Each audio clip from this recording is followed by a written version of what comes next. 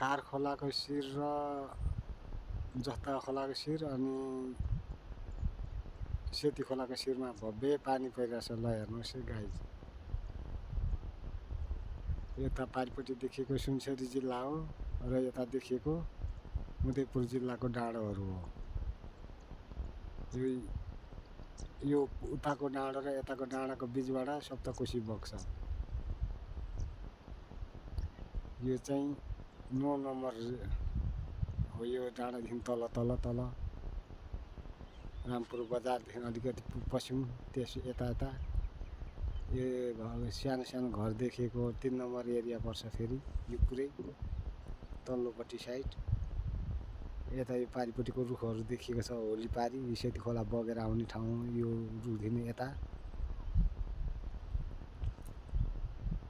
यो बेलाका नगरपालिकाको 9 नम्बर पर्छ। यो पारिपट्टिको देखिएको रुखहरू देखिएको अल्कलको 3 नम्बर पर्छ।